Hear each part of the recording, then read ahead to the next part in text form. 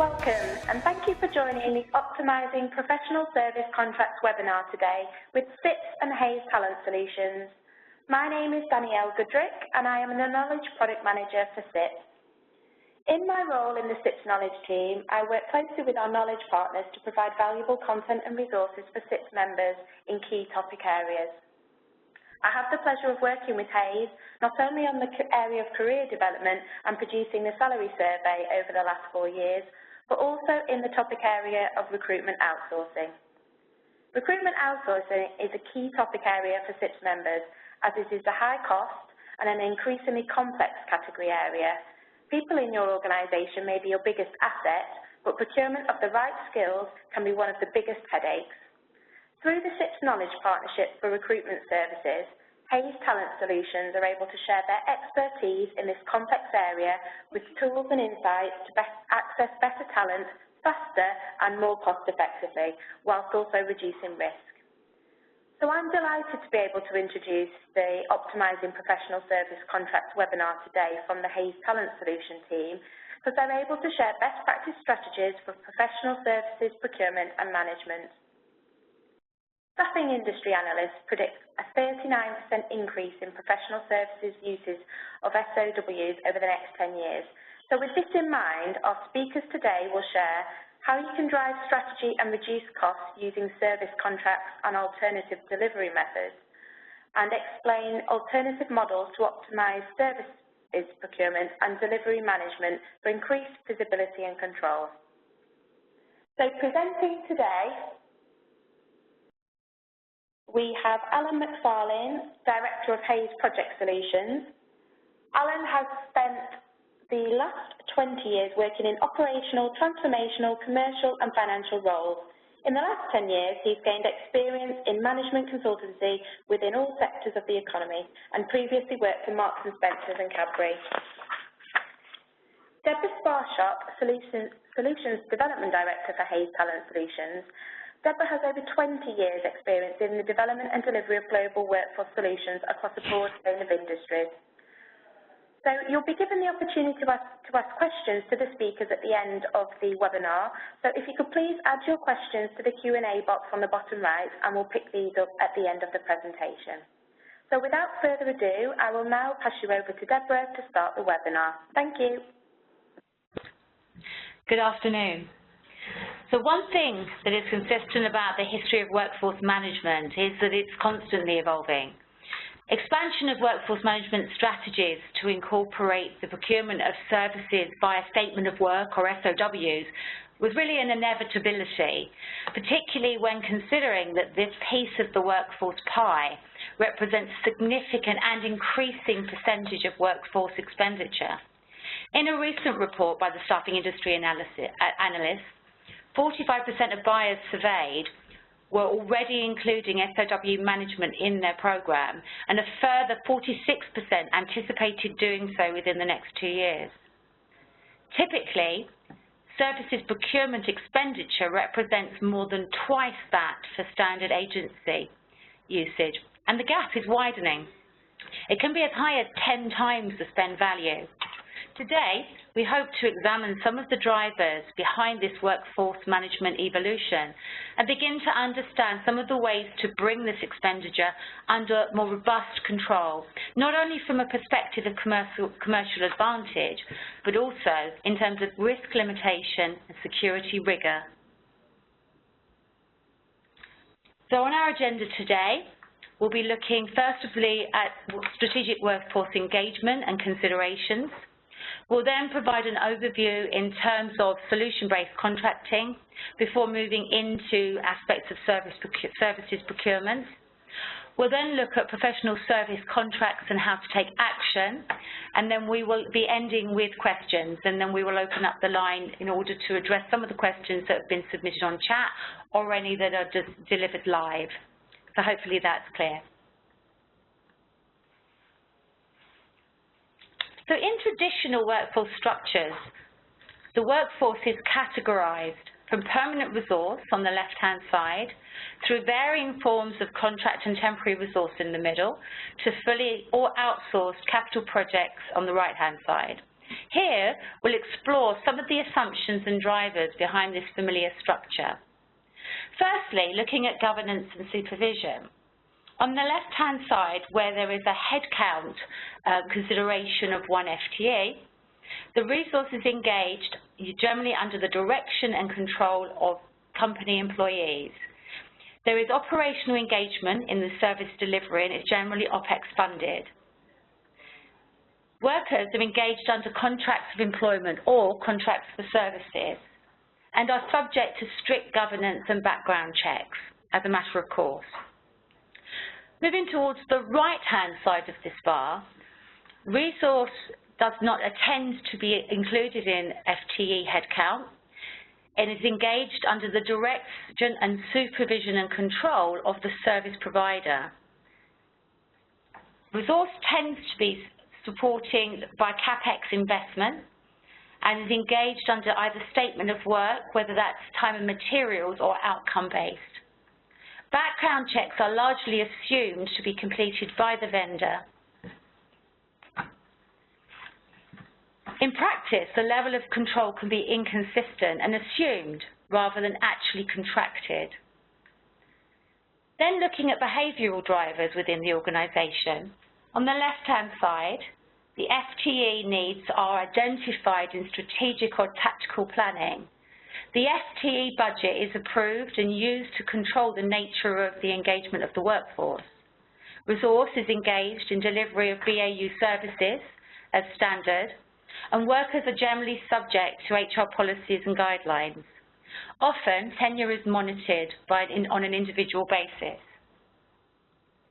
On the right-hand side of the bar, invariably staff org, time and materials statement of works are used to supplement delivery where there are challenges around FTE budget availability. Resource generally supports the delivery of defined outcomes via outsourcing of deliverables on projects and services. There are operational assumptions that resources fall outside of normal HR policies and guidelines. Effectively, FTE restrictions can drive increases to the cost profile and in terms of time and materials and SOW headcount. And then looking at the cost profile, permanent and temporary reward structures on the left-hand side are benchmarked against an employment market. Resources generally supplied through a commoditized vendor market controlling worker on-costs and pre-agreed vendor markups, and pricing can involve statutory cost compliance. Whereas on the right-hand side, a price premium is applied by vendors to cover enhanced risk transfer, responsibility for training and developing workers, and liability for deliverables. In reality, staffing agencies often provide the workers to service firms to supplement permanent bench strength, resulting in a margin-on-margin impact. Named workers even are onboarded or by time and materials vendors can also be subject to premium rates. In terms of typical support models, on the left-hand side, support is through centralised HR delivery operating within policy guidelines and guideline-led risk frameworks. There is reactive support for ad hoc hiring needs, and proactive pipelining for known areas of demand. In the centre, around contract and time and materials, support can be on or off headcount, but is in the form of business-led operation and engagement to meet tactical demands outside of FTE and project controls. There is generally reactive execution on instruction. Looking at headcount, where on the right-hand side, where there's no FTE impact, support is generally centralised procurement delivery operating within policy or guideline-led risk frameworks, often controlled within spend threshold tolerances. There is tactical vendor engagement to support business needs. Generally, extensive support is provided for high-end spend, although this varies by company, but smaller projects can suffer from limited or disparate control. In our vision for the future, this is where we are now. we're looking towards a more centralised delivery model, operating within policy and guideline-led risk frameworks, and a strategic workforce planning led approach to total talent management, the scope of which for non-permanent resources is extended to include services engagements, thus avoiding the inflating and squeezing of the balloon. MSP focuses on tactical low-value services engagements, are then extended into procurement, enabling strategic and high-value service engagements. And there's an extension of robust compliance control, removing risk and assumption around consistency and ownership. And now I'm going to pass to Alan to look further at the categorisation of staff. Thanks, Deborah.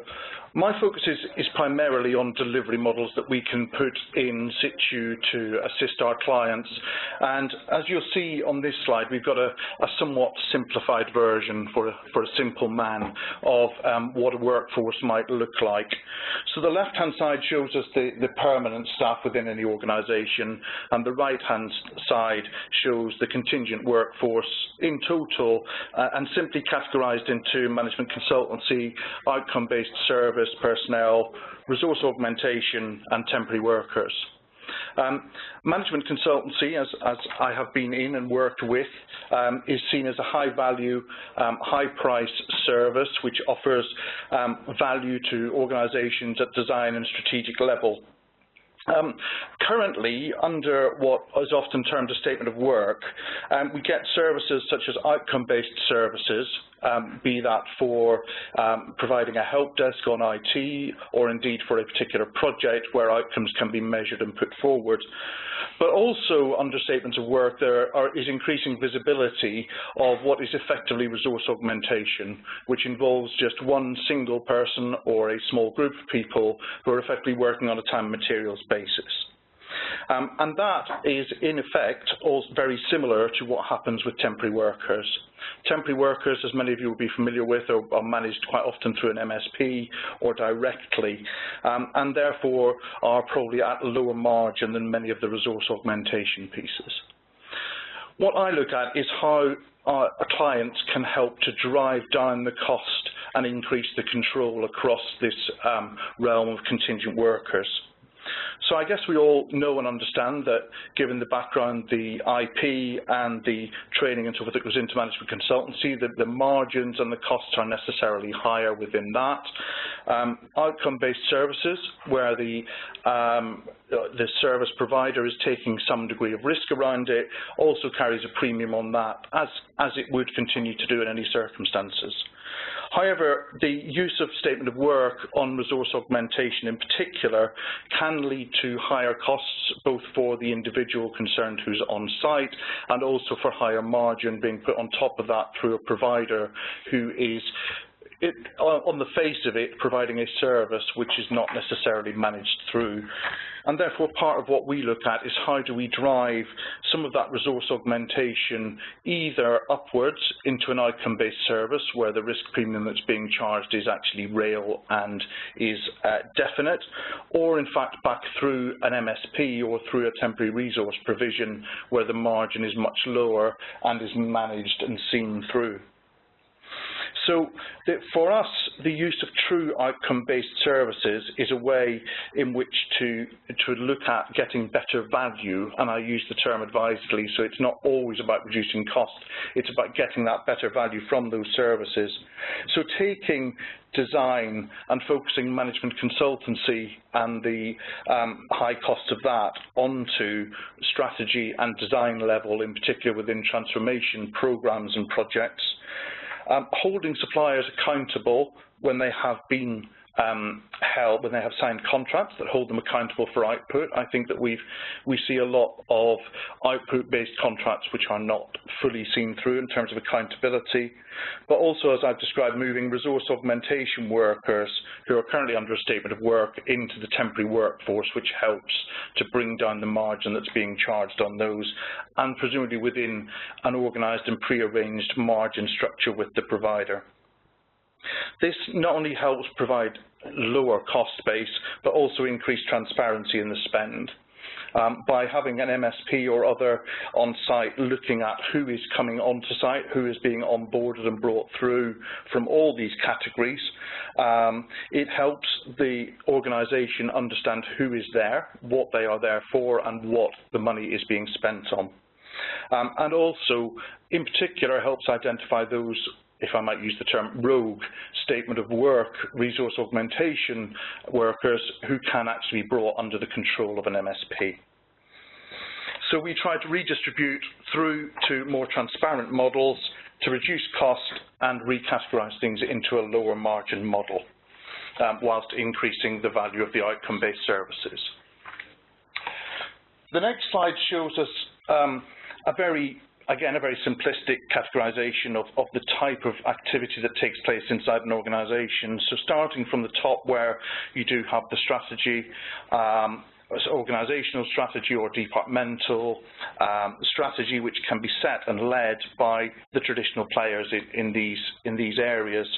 And at the bottom you have service and contingent labour, in particular contingent labour, which is currently managed through either MSP or through direct contracts with temporary labour providers. The central space has been more traditionally occupied by consultancies, and we work with and through them. We look to focus their attention, as we already said, onto the design elements around transformation, and we look at lower cost alternatives, lower cost suppliers who are entering the market in terms of how to execute and make that change work for organizations. There are alternative providers from a range of different backgrounds, some led from a consultancy background, some led from a recruitment background, and others who have recently been set up with various different models.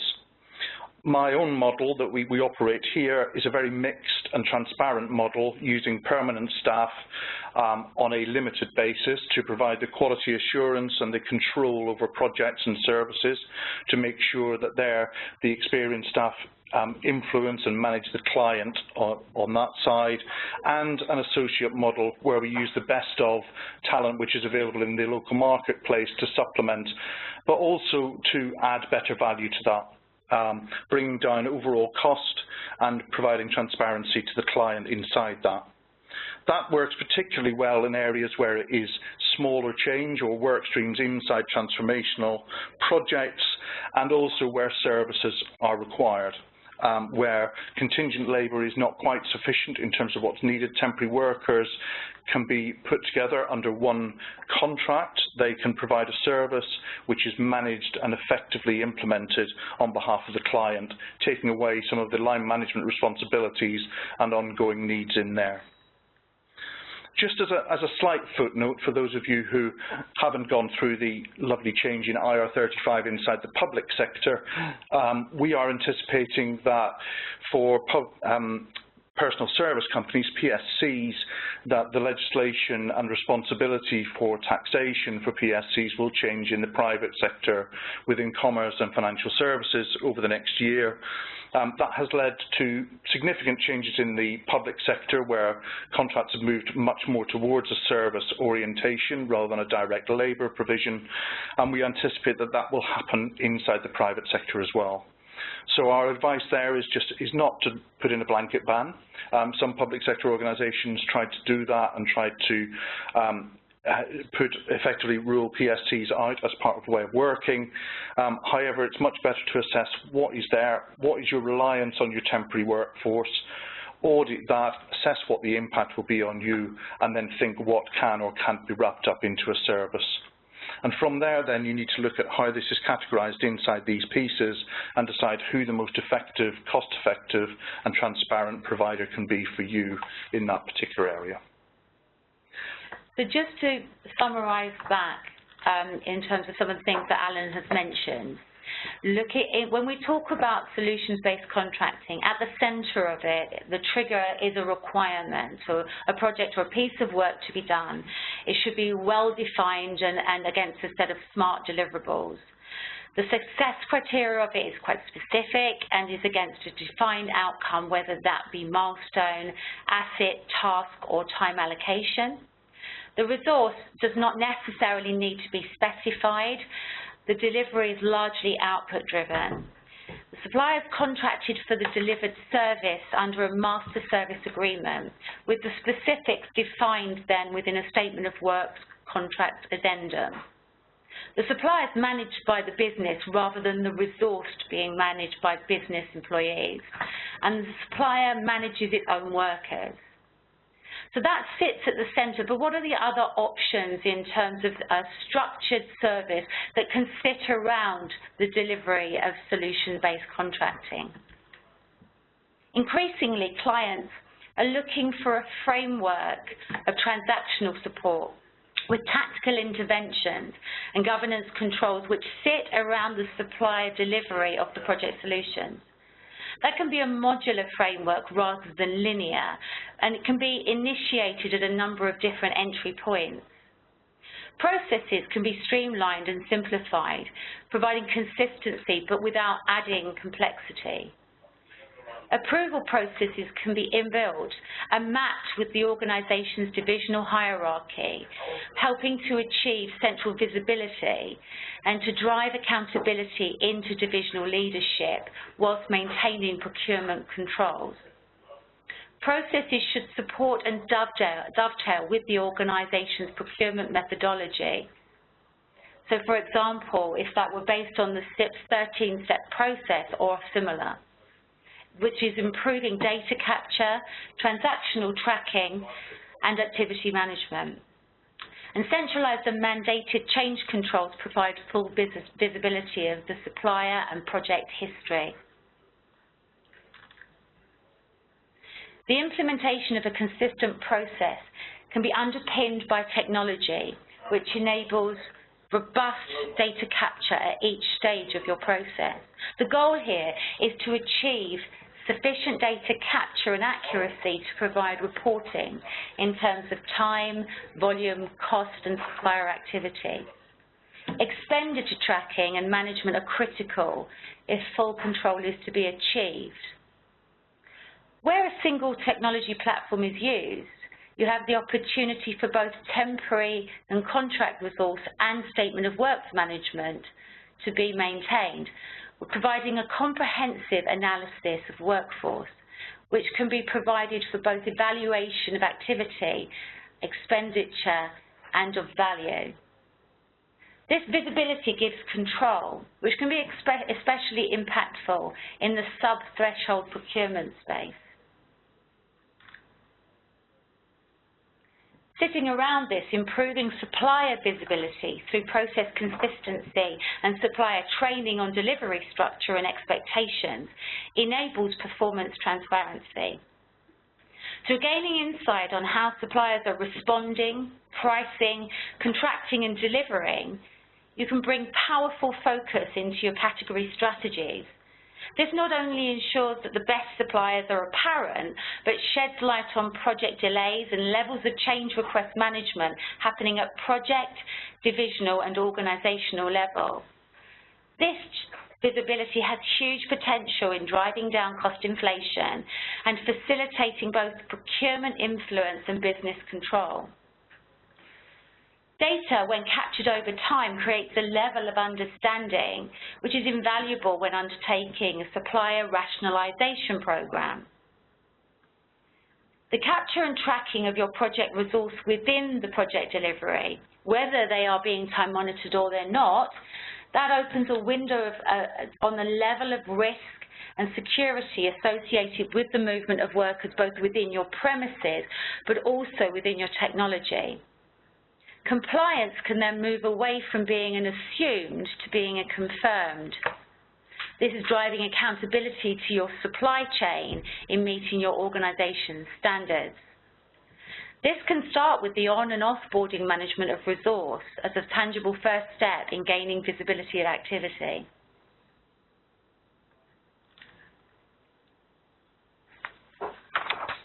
Driving standardization and transparency is a challenge for many organisations. Where supplier contracts management is dispersed through operational teams, it's highly likely that multiple contracts are in place for the same suppliers with potentially different terms, service level agreements, and possibly pricing. Contract documentation can also vary with a mixture of supplier contractual templates and your organisation's own templates, whether that's the latest version or not. Increasingly, organisations are looking for solutions to administer, authorise and store supplier contracts in a central, searchable location for both evaluation and for future use. Centralisation brings both visibility and the capacity for risk management in supplier contracting. Through increased transparency, a single set of supplier terms can be achieved and easily accessed for further requirement. Use of well-constructed contract templates both drives a consistent approach out to your supply chain, but also starts to limit legal time utilisation and reduce legislative risk. The effort being focused on the exceptions to standard terms rather than many variations on a theme. Strengthening your operational governance facilitates planning and strategy management for services procurement across all categories and levels of your expenditure.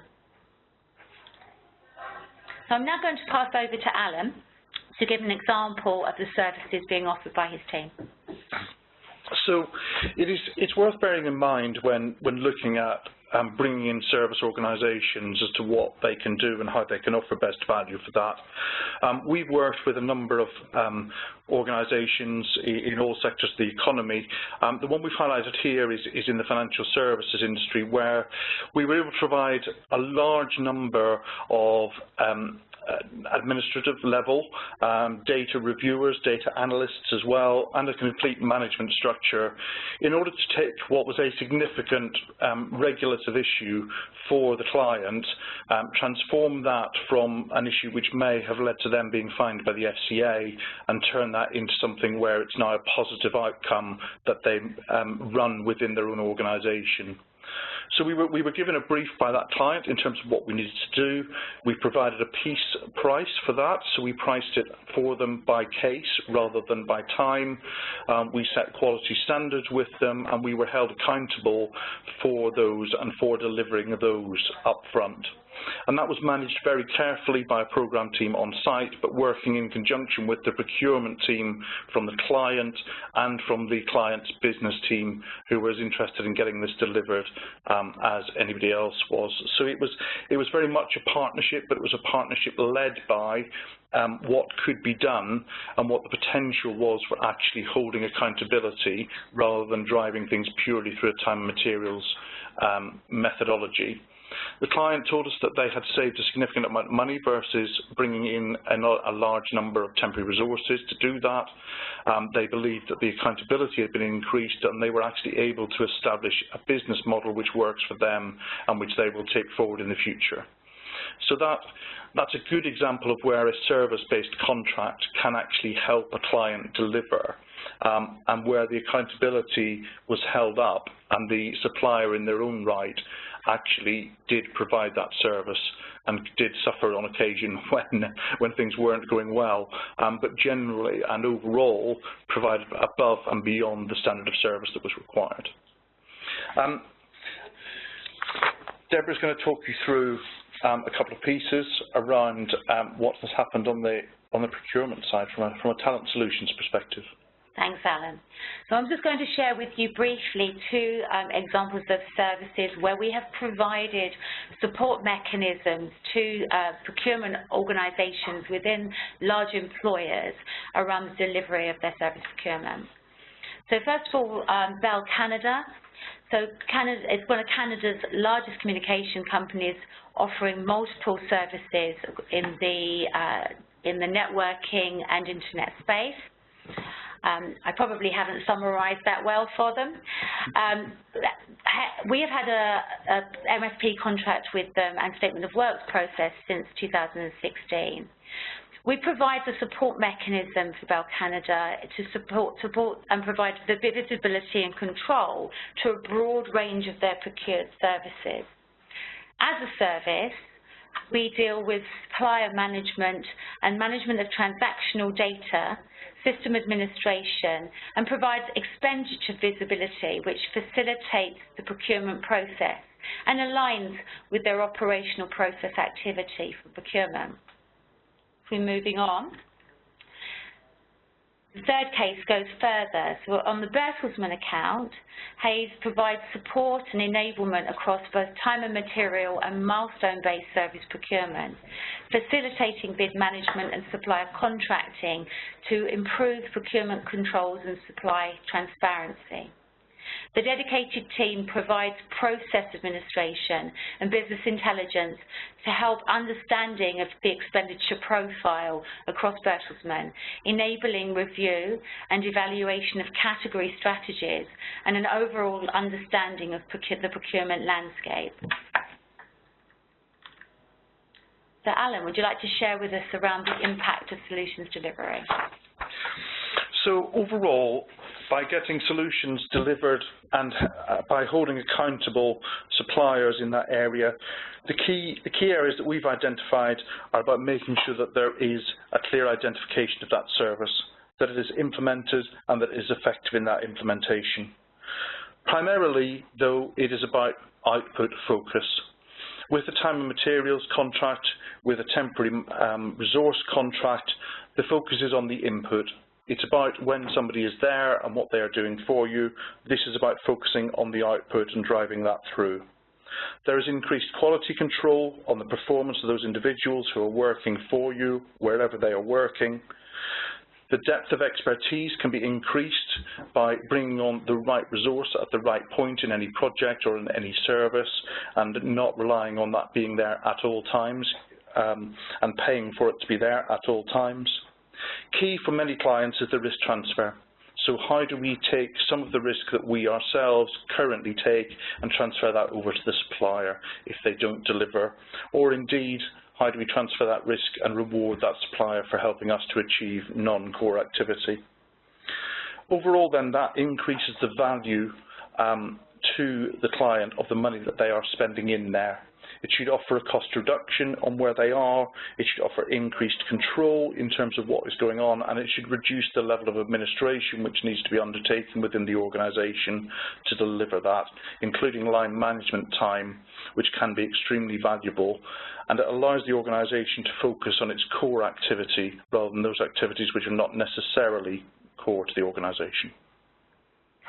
So then moving on to the impact of services procurement support mechanisms, expanding support structures around services procurement, particularly in sub-procurement team spend threshold activity, can deliver impact across the organisation very quickly, but also can provide a solid basis for ongoing management and service evolution. So with procurement enablement, you bring control and visibility to areas of expenditure where there are challenges. Through process centralisation, driving consistency in both your method and data capture. Technology enablement can provide a single platform for all categories of workforce, including time and materials and milestone-based services delivery. Approval rigor, which can be divisionally specific and rules-based, provides governance which is built-in and automated. Supplier transparency can be achieved both in terms of contracting and in terms of delivery and performance. Visibility and control is enabled through workforce management, which is date and time-stamped, to providing a full audit trail. Expenditure management can be achieved with budget and actual expenditure capture and extensive drill-down functionality within reporting. And payment facilitation can be achieved, bringing accuracy to supplier invoicing and also standardization of invoicing process.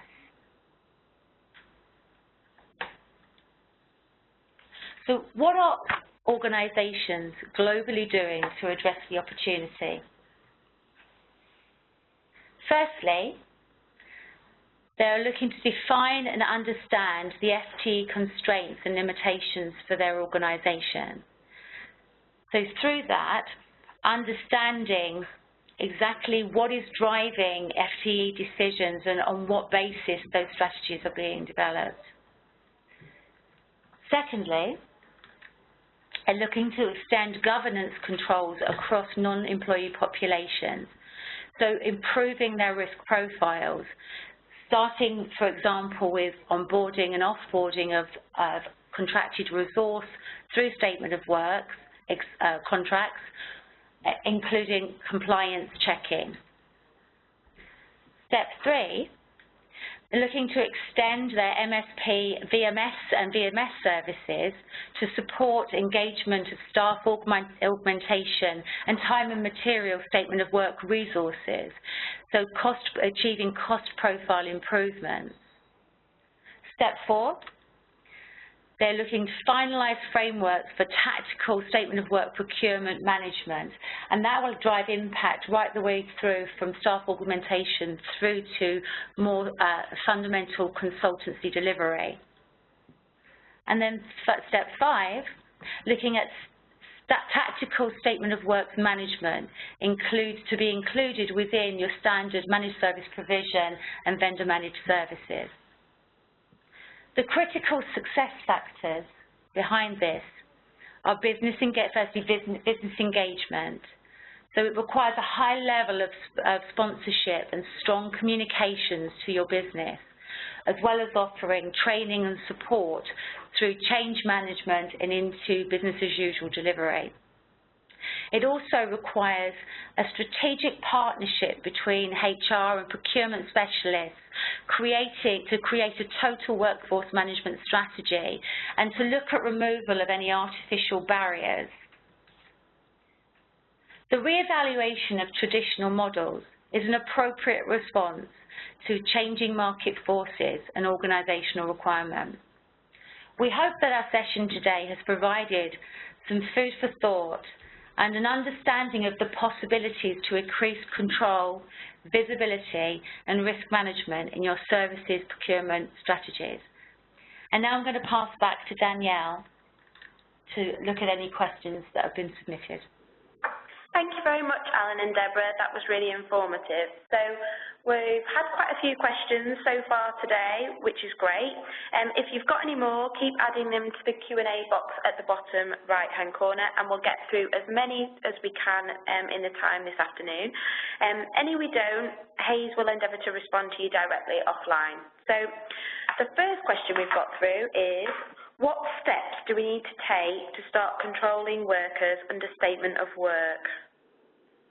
Okay, I'll address that if I may, Danielle. So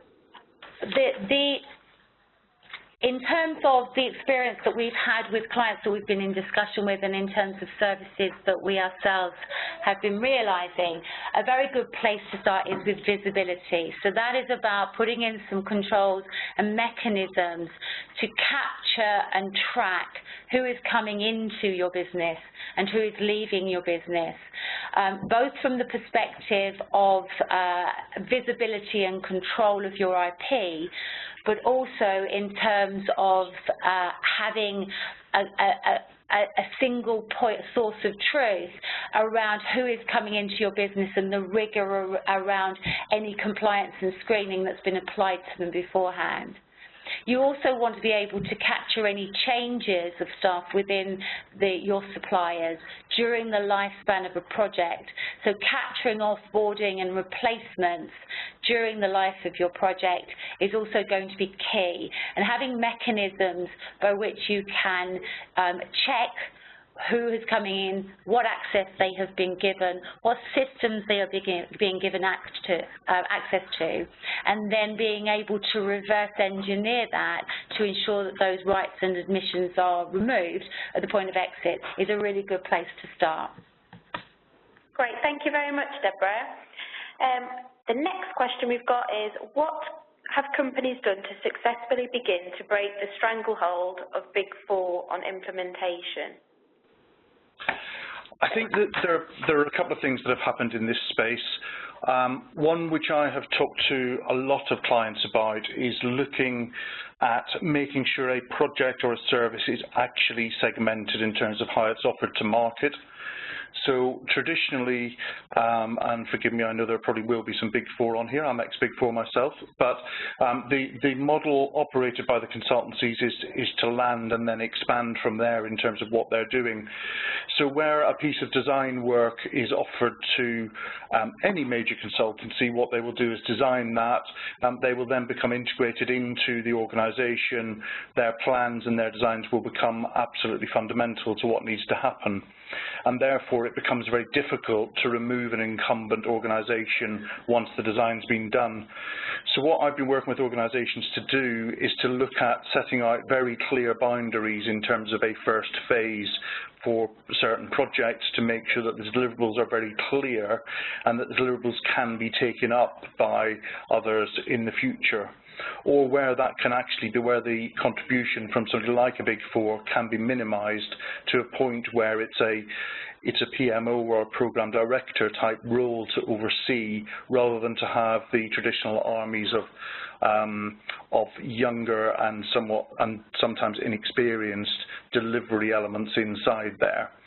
It's getting the balance on that around, you know, what is needed to deliver and how much expertise do you need.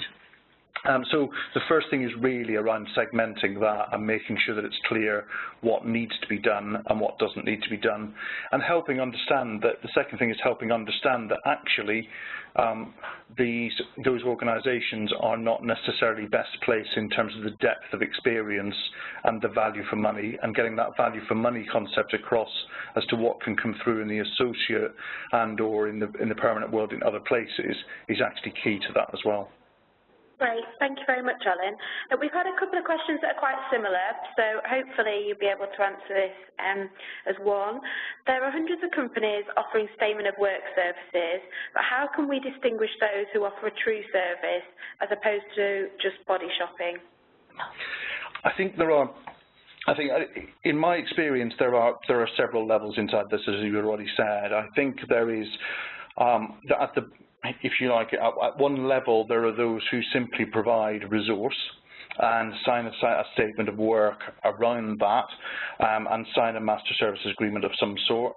There are those who offer a degree of quality assurance over the top of that, and then there are those that employ experts in their field inside their own organisation to provide quality assurance and ongoing strategic input into projects and services. Key indicators are in terms of if you are looking at and checking out, you know, what liabilities, what is that company actually worth at some level, where a company has very little value on either by shares or by limited value. Quite often they can sign a contract which has high liabilities but has in real effect very little for them.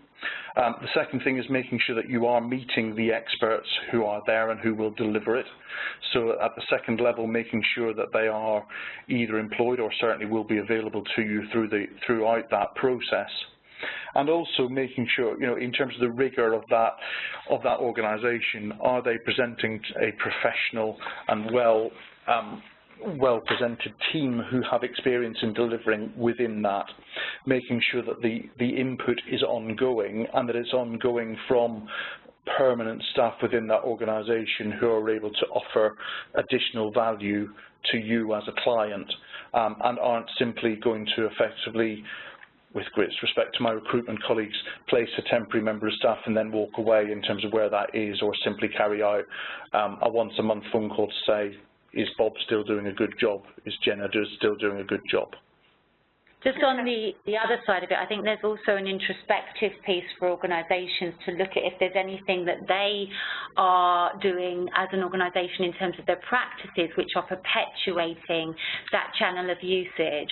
So it's really about, you know, what is your rigour around defining requirement and setting out meaningful deliverables which are not really subject to subjective viewpoint, and making sure that they are measurable and are driving accountability. So actually in terms of how you approach the market and how you manage that bid process is absolutely critical in terms of being able to separate what is just resource provision dressed up under another guise and what is actual ownership of delivery and management. No, I think that's really great.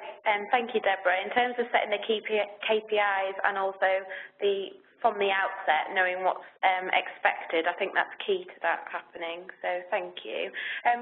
Just before we go on to the next questions, there's been quite a few on whether people will get the slides following the webinar. Yes, you will. You'll receive a follow-up email directly from Hayes, probably early next week, with a link to the slides. We're also going to make the recording of the webinar today available on the CIPS website on the recruitment outsourcing page. So that will be next week as well. So no one needs to add any more questions on access. You will get copies of those. We've got another question come through now. What is happening elsewhere in the world on service-based contracts, and are these growing? Okay, so definitely it is a growing trend across the world. It is impacted very heavily by local labour law. So, for example, in Germany there are very different labour laws and very different ways of contracting to assist, in many ways very similar to our personal service companies, and making sure that people are being held accountable if they are not paying under the PAYE tax regime. In Japan, there are similar restrictions on labour law, which mean that it's more difficult to do. And my understanding is that the government is currently, they would prefer that people went back in towards permanent employment, so the interim labour market is shrinking somewhat. What we are finding is that in markets such as France, there is demand for it. Within the US and in particular the ANZ, the Australian New Zealand market, there is increased heavy demand for services. I think it's a fundamental shift in accountability. I think it is driven by a recognition that actually there have been some relatively well-paid interim workers at the higher end of some of the market who have been, I can't use derogatory term, but who have been, benefiting from a lack of accountability, have been able to work and have been effectively judged by the amount of time that they're there and paid on that, when actually they need to be judged on the output they are putting into that. And also a recognition that the overhead within an organisation to manage an increasing number of temporary workers or an increasing number of resource augmentation pieces is actually fundamentally increasing the overhead within that business. And they would rather recognise one service than 20 individuals within that, and that helps drive down that cost overhead. So I would say, in general, across the world, yes, there is a distinct increase in demand for service-based contracts. There are local markets where, for legal or regulatory reasons, that isn't necessarily the case, but in general, yes, services seem to be the way forward. And as I mentioned briefly earlier on, changes across Europe, certainly there are changes in the individual and personal taxation regulations that mean that more accountability is being driven down in terms of independence and truly operating as your own company. Otherwise, you will be told to pay full PAYE income tax and national insurance or equivalents, and that is meaning that some of the individual interim workers in themselves also wish to be associated with a service contract. Just to add to what Alan was saying there, it's really interesting to note that we're having a huge number of conversations globally with organisations around the challenges in this space. And one thing is really worth noting is that the challenges are really amazingly consistent right across the globe, in that people are trying to tackle the same challenges around this section of the workforce. And therefore, you find that there's real themes, which we've tried to play back to you today, around not only what are people concerned about and what are the things that are causing them to lose sleep, but also what are how are they prioritising their approach towards addressing some of those challenges. Thank you, Deborah. We've got a couple more questions we've probably got time for. So what are organisations procuring in the first instance to begin to establish control on workers outside of MSP/approved lists? I think the first thing they're procuring really at a level is an analysis of who is in and working inside the building in many respects. It's making sure that they actually understand using items such as their physical and logical access as to who is there, what they are doing, and driving that forward. And it's that initial analysis that is the first step, as Deborah basically said earlier on, is getting that analysis, understanding the workforce, understand what they are doing, and that's what they're procuring in the first instance. Moving from there, it's into implementing control around that onboarding and offboarding process to ensure that everything again becomes much more visible to the organisation, challenging a large part of the statement of work piece that sits in the resource augmentation. So literally it is effectively time and materials, but the price or the cost seems too high, and challenging that back into a temporary resourcing model managed through an MSP or through a direct contract with a temporary resource provider. So that's managing costs down as well. So I think it's those two things really. It's the analysis to gain the understanding of what is there, and it's then looking at the control and an initial challenge on what is not true statement of work or output or service-based pieces of work. I think from there it's then taking increased control around the whole process and making sure that when it's appropriate that the RFI, RFP process, or there is visibility of what is going on there in terms of the bidding, making sure that that is clear, making sure that the value of that of what is there again is managed, and helping to measure the outputs of those contracts as well. So putting in place, we've made technological developments here to make sure that we can actually measure milestones, that you can pay against milestones and so forth, and that is increasing the accountability of those service providers. So it's a spectrum really from the central, let's make sure that we know who's there, then we know what they're doing, then we start to control and drive that down through that level to the lower margin organisations, and then once you've done that steadily for a period of time, expand that into a much wider remit. Yeah, people are starting with visibility. I think a lot of organisations are just trying to get their head around how actually sizing the challenge and understanding the landscape. Thereafter, it's really around risk management and around driving consistency and rigour through their processes and controls. You know, that can be tech-enabled, but it's also around governance and policy, and then moving into appropriate development of strategies in order that you can then, rather than having a one-size-fits-all solution, you can then move into specific strategies around procurement categories. Great, thank you, Deborah and Alan. That was really informative. I think we've got time for one more question, which relates to Alan, if possible.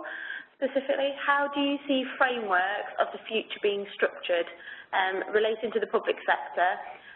Currently, they are distinctively different, temp, perm, exec search, and bring into that cloud-based, project-based talent search for innovation in the IT info services arena, if you got that.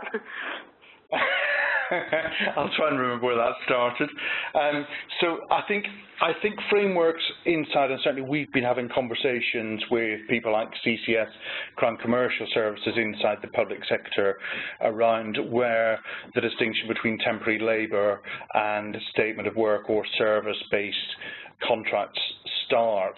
I think there's a recognition, and that's starting to happen through pieces like the G-Cloud contracts and frameworks and the digital outcome and services frameworks, where there's a recognition that maybe the smaller service organisations which are output based need a way in which to be identified inside that, and as people will be aware, there's desire to move more towards small and medium-sized enterprises inside that as well, and that's allowing a lot more people to access, in particular at the moment, around the IT and technology fields, government contracts which are not automatically therefore awarded to the big players, the CIPS and the Accentures and so forth, although obviously they stand a good chance of winning. I think it's of a substantial size. And that sits alongside the Consultancy 2 framework currently around the bigger management consultancy organisations. For example, we looked at that Consultancy 2 framework, and I think as did a lot of other smaller organisations, and said that they weren't, it was IP based, it was effectively based on their, if I might say so, the people who back in head office who've been able to write methodologies and so forth, rather than the people who were necessarily delivering. And I think there is a desire within the public sector to change towards that. Danielle, I think there was something in the back of that around the distinction between exec and so forth within recruitment. I think there is, to an extent, there's a move, and I know that there are changes afoot within the public sector recruitment world in terms of frameworks and so forth there. I think I can't really say too much. That there are changes afoot in terms of some of the higher end interim stuff. I know that some of the frameworks haven't worked previously for public sector organisations, and that has driven them towards more what I would call a resource augmentation statement of work to get around that. And I think there is a recognition of that in some of the frameworks that will be coming out shortly. However, I think it's also driving attention to the fact that those higher paid individuals should be held accountable to a large extent for what they are doing, and therefore they need to be, the services are either procured through an existing framework, or at least they are signing a service-based contract within that. Apologies, that's the last bit, maybe a little bit rambling, George, but quite a long question. I hope that answers it, Danielle. Yeah, no, it was quite a long question, so I think you did very well. Thank you, Alan. Well, that's all the questions we've got time for today. The feedback we've had and some of the comments that's come through has been, we've had some really good practice shared today, so that's excellent feedback for you both. Thank you. So from my part, I'd just like to say thank you to Hays Talent Solutions and the speakers today for sharing such an informative presentation with us. I think we've been able to address some of the key challenges in this area that are consistent globally, was the feeling that I've got from listening today. You've been able to share some really great practice to help people gain some control in this area and also analyse a bit more efficiently. So I think it's a really good education piece in this category area, and hopefully on the back of today and the other resources we share through the partnership, it will give members some confidence in this space to drive consistency and also help develop a strategy. So the purpose of today was really to open up a dialogue in this space between CIPS members and Hays. They are here to help and advise. We've had a really great attendance today, and so it's clearly a topic in demand, which is really great to see. So, as I mentioned earlier, the Hays Talent Solutions team will follow up directly following the presentation today with information about the webinar, and you'll have the opportunity to ask any questions you didn't get a chance to ask today directly to Hays, so please feel free to do so. The on-demand version of this webinar today will also be made available next week on the Recruitment Outsourcing Knowledge page, which is found in CIPS Knowledge. So be sure to check out this page for other resources we share through the partnership, which are regularly updated. And I'd just like to close by saying thank you again to Deborah and Alan, and thank you to our attendees today, and hope you have a lovely afternoon. Goodbye.